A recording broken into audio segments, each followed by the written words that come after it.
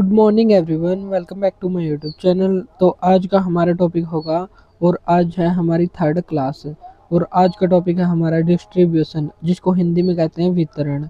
तो सबसे पहले हम जितना हमने कल पढ़ा था उसको रिवाइज करेंगे और फिर नेक्स्ट चैप्टर डिस्ट्रीब्यूशन को करेंगे हम स्टार्ट, जो एक छोटा सा चैप्टर है और उसके PYQ भी बहुत ही कम है।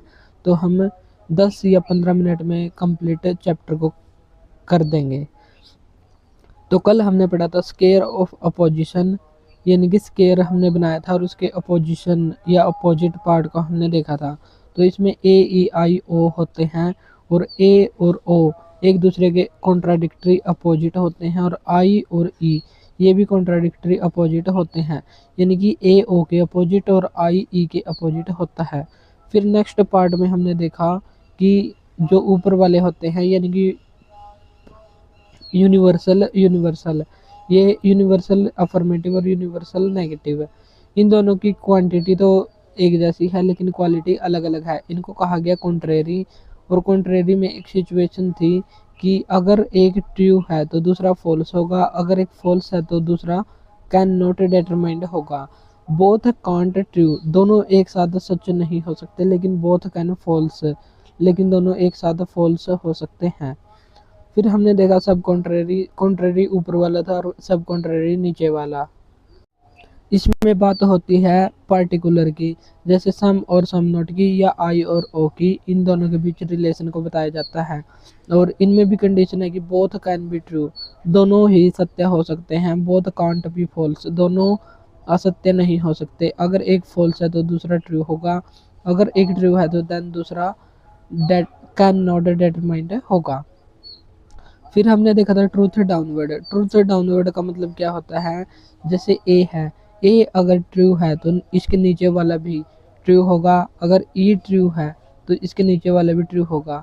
अगर नीचे वाला ट्रू है तो ऊपर वाला ये कैन नॉट डिटरमाइंड होगा, ये यहाँ से भी और यहाँ से भी। तो ये होता है ट्रूथ डाउनवर्ड। फिर आएगा false forward, false upward. Upward का मतलब है ऊपर जाना, अगर फॉल्स नीचे वाला है तो ऊपर वाला भी फॉल्स होगा, अगर फॉल्स ऊपर वाला हो गया तो नीचे वाला कैन नॉट डिटरमाइंड हो जाएगा। तो ये हमने कल देखा था और इसके क्वेश्चन भी किए थे। तो आज का हमारा नेक्स्ट चैप्टर होगा डिस्ट्रीब्यूशन। डिस्ट्रीब्यूशन को हिंदी में कहते हैं वितरण। तो यहाँ पर हमको एक बात ध्यान रखने की, जो भी नॉट, नन, ऑल, ईच, इन सभी वर्ड्स के बाद जो भी सब्जेक्ट या प्रेडिकेट होगा तो वो हमारा डिस्ट्रीब्यूटिव होगा। जैसे ऑल है, ईच है, none, no, none, does not, इन सभी के बाद होगा हमारा प्रेडिकेट। जैसे ऑल है, ऑल के जस्ट बाद होगा प्रेडिकेट और उसके बाद वाला होगा ये होगा डिस्ट्रीब्यूटिव और ये होगा अनडिस्ट्रीब्यूटेड। नो, नो की सिचुएशन ध्यान रखने की, इसके सब्जेक्ट और प्रेडिकेट दोनों ही डिस्ट्रीब्यूटिव होंगे। तो नो में दोनों ध्यान रखने। सम, सम में नोट नहीं है तो अनडिस्ट्रीब्यूटिव होंगे दोनों के दोनों। और सम नोट, सम के साथ तो अनडिस्ट्रीब्यूटिव और यहाँ पर आ गया है नोट, तो नोट के बाद होगा डिस्ट्रीब्यूटिव। तो ये हमको यहाँ पर रखना है ध्यान कि all, each, no, none, does not, इन सभी के बाद वाला जो भी सब्जेक्ट या प्रेडिकेट होगा वो डिस्ट्रीब्यूटिव होगा।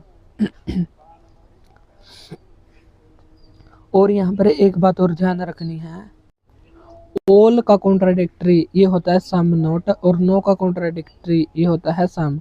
चलिए हम यहाँ पर देख लेते हैं, ऑल का होता है सम नॉट, तो ऑल का कॉन्ट्राडिक्टरी ये होता है सम नॉट। अगर यहाँ पर सब्जेक्ट डिस्ट्रीब्यूटिव होगा तो सम नॉट में ये अनडिस्ट्रीब्यूटिव होगा, अगर ऑल में ये प्रेडिकेट अनडिस्ट्रीब्यूटिव होगा तो सम नॉट में प्रेडिकेट डिस्ट्रीब्यूटिव होगा, यानी कि एक दूसरे का अपोजिट होगा। वैसे ही नो और सम एक दूसरे के अपोजिट हैं।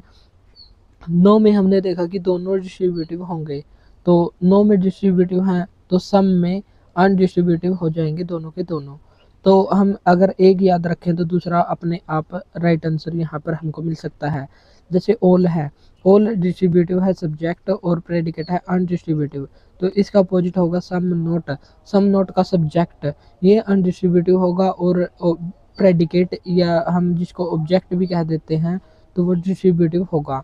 नो में दोनों डिस्ट्रीब्यूटिव होंगे क्योंकि हमने वो कीवर्ड याद किए थे, नो, नन, नॉट, ऑल और ईच। तो नो में तो दोनों के दोनों ही होंगे डिस्ट्रीब्यूटिव और सम इसका अपोजिट है, तो यानी कि दोनों के दोनों अनडिस्ट्रीब्यूटिव यहाँ पर हो जाएंगे।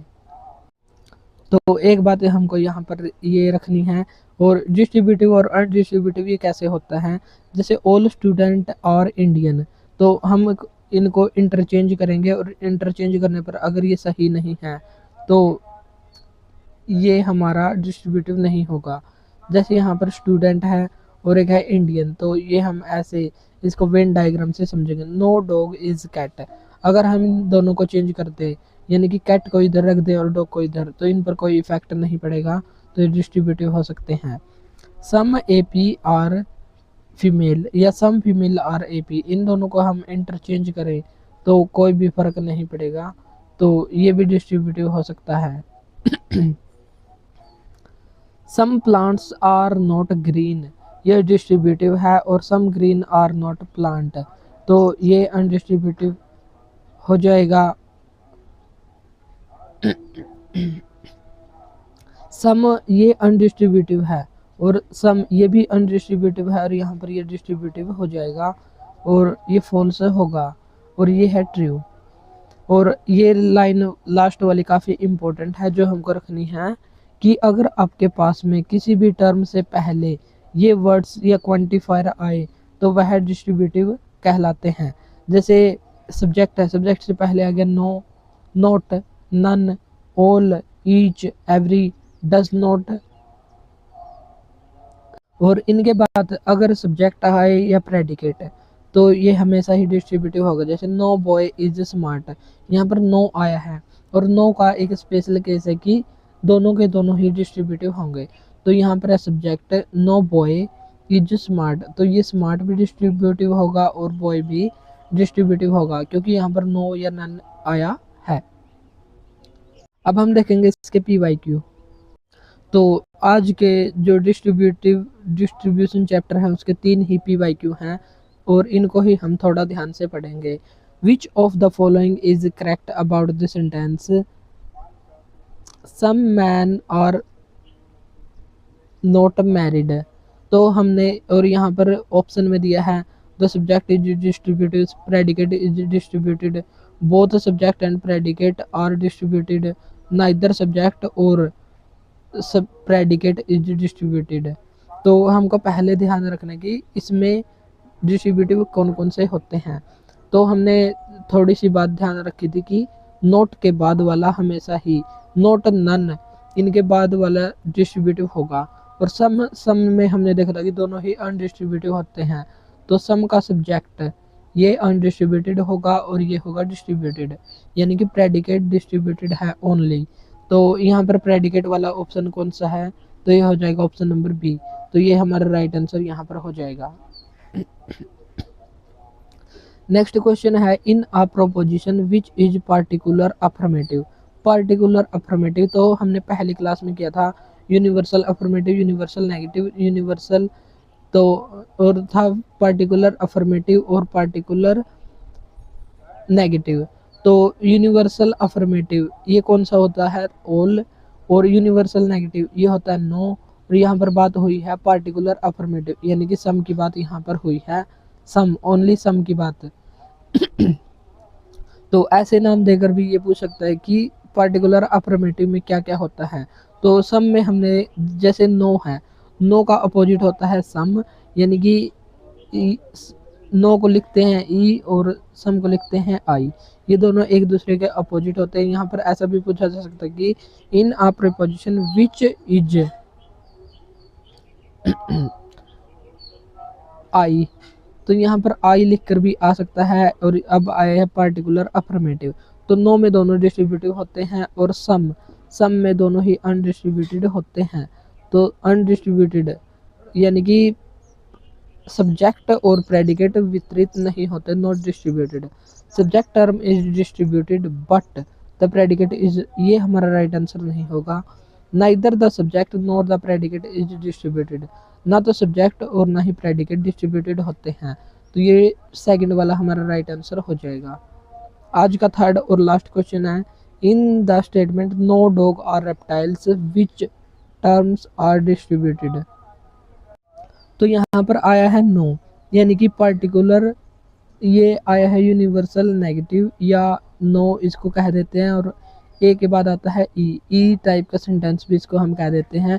जो AEIO है, ये मूड एंड फिगर वाले चैप्टर में हमारे बहुत काम आएंगे, तो इनको तो हमको पक्का ध्यान रखना ही है। और ऐसे भी यहाँ पर पूछा जा सकता है, जैसे यहाँ पर अब पूछा नो डॉग्स आर रेप्टाइल, पिछले क्वेश्चन में पूछा था कि पार्टिकुलर अफर्मेटिव में कौन कौन डिस्ट्रीब्यूटेड होता है, ऐसा भी पूछा जा सकता है कि ई में कौन डिस्ट्रीब्यूटेड होता है। तो ई का मतलब होता है नो, और नो को ही हम कहते हैं यूनिवर्सल नेगेटिव। तो यूनिवर्सल नेगेटिव में क्या होता है, तो नो का जो सब्जेक्ट और प्रेडिकेट दोनों ही डिस्ट्रीब्यूटेड होते हैं, तो both subject and predicate terms distributed. तो डिस्ट्रीब्यूटेड यहाँ पर पूछा है, तो सी हमारा राइट आंसर यहाँ पर हो जाएगा। और ये था हमारा आज का थर्ड और लास्ट क्वेश्चन।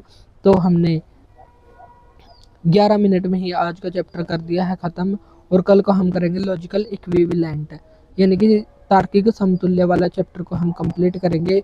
और फैलेसी को भी हम सभी चैप्टर्स को करेंगे, लेकिन कल का चैप्टर होगा लॉजिकल इक्विवेलेंट। तो आज के लिए इतना ही, मिलते हैं नेक्स्ट वीडियो में। Thank you.